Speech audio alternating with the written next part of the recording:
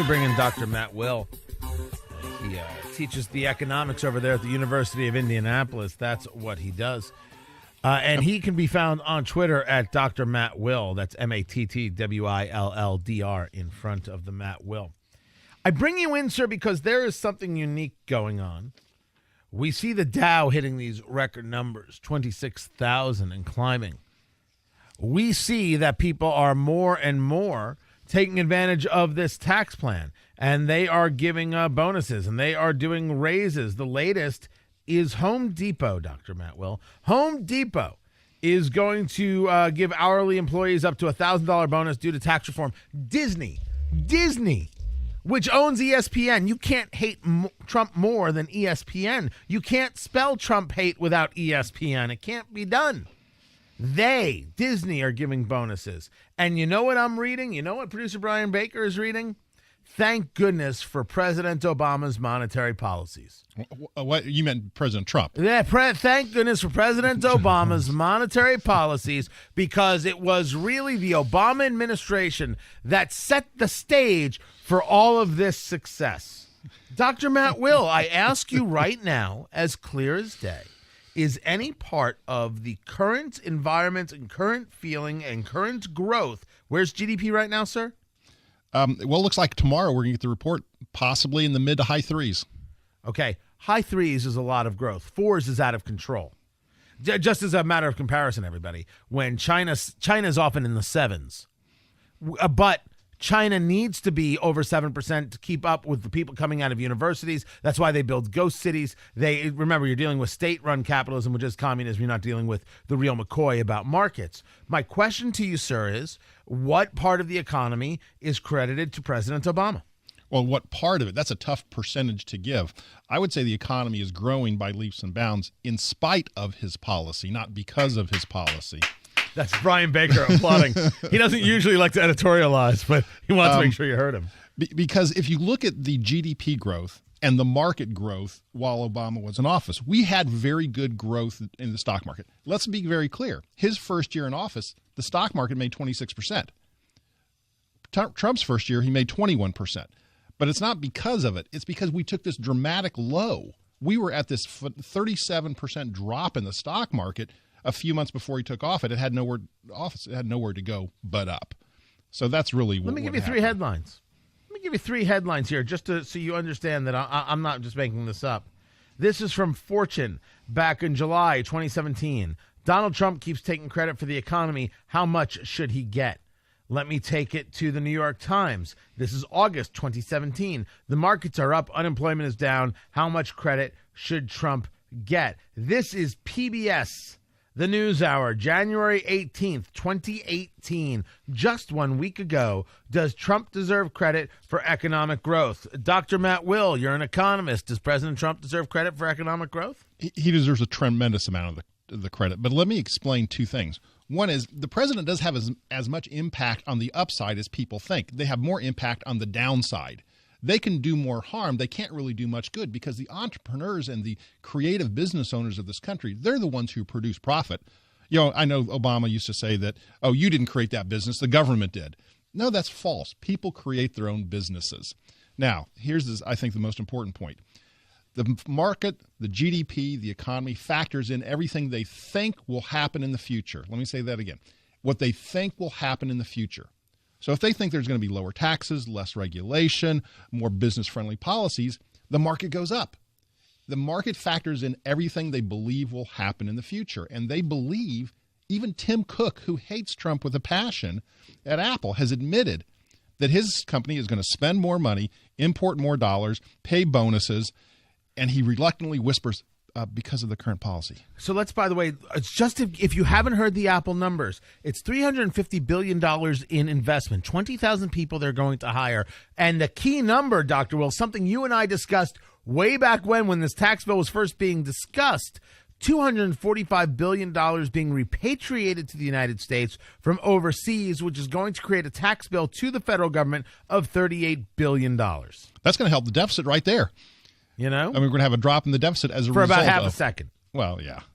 But You still, know, they've got about another trillion possibly overseas. We don't know how much Apple has overseas. the amount of cash is absolutely remarkable. Talking to Dr. Matt Will from the University of Indianapolis, the king of all economics. Just a quick on the tax bill before we get back to this. You and I both discussed it. We broke it down, and one of the things that we came to, and I listened to you very carefully, was that, the corporate side is the reason to like this thing no matter what. And at the time it was 20 and it ended up being 21%. But on this personal side, it's okay. Do we still feel that way, that on the personal side is okay? Did it somehow get better between that first initial House version and that final version? It did get a little bit better because remember we talked about that bubble in the middle where people that are upper middle income were going to get hit the hardest. $200,000 to $500,000. Yep. It actually, the $315 to $415 is where it ended up. But even those people got a cut. Everybody got a cut. Everybody benefited from the tax cut. So it actually was better than we said it would be. Is it better including the fact that you can't make certain deductions anymore? I mean, we doubled the standard deduction, but there are certain entertainment deductions that can't be taken anymore and things like that. Certain charitable giving deductions. Do you think that's going to hurt the giving? Do you think that's going to hurt the level of entertainment spend going on? I can tell you what has already happened because I talked to people in the not-for-profit world. It caused a lot of folks to accelerate their charitable giving before January 1st. But people who give, I don't think give for a tax deduction. They give because it's the right thing to do. I think plenty of people give for a tax deduction, with all due respect. I think absolutely they do. I would love to think that they give just for the altruism, and I think many people do, but absolutely some people give for the tax deduction. I think people, well, I think it's I don't know that I can't argue with you. I can simply say I think people do that, and that's a side benefit of giving. So let's get back then to this part about taking credit for the economy. I am always a believer that the economy is much more about how you feel than what we see, right? The feel leads to what you see.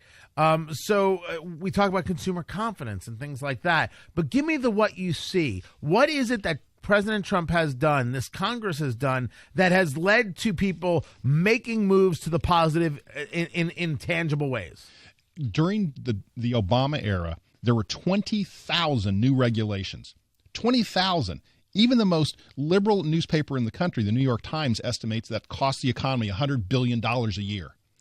Since Trump's been in office, he has made a little dent, but he's reduced regulations by about $500 million. So he's got a long way to go. But the tide has shifted, Tony, from more regulation to now we're not talking about how much more. We're talking about how much less there's going to be. He's actually reduced, not slowed the growth, reduced regulation. And when the economy sees that, let me give you one data.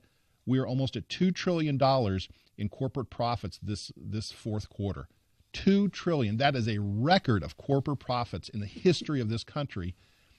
That's just data. It's just factually good news. It's not fake news. It's actually real news. If you were going to delineate the Obama administration's view of economic policy and the issues it created, what stands out to you? What's the one that created the most, aside from Obamacare?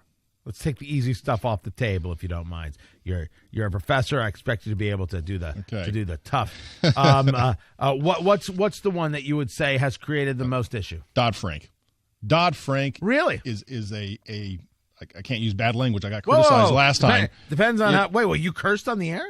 I apparently did. Someone sent me a nasty gram about that.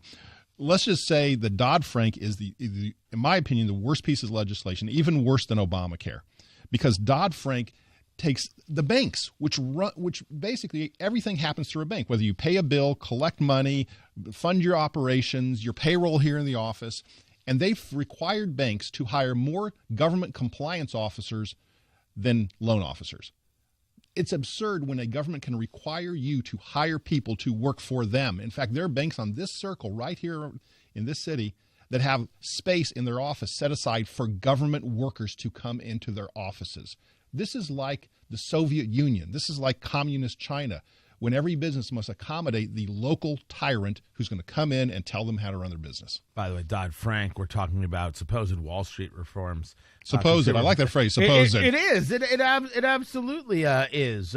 You think we'll see any movement in getting this thing repealed? No. And the reason is because the House passed what's called the Choice Act, which was an almost complete repeal of Dodd-Frank, and now it's sitting in, guess where?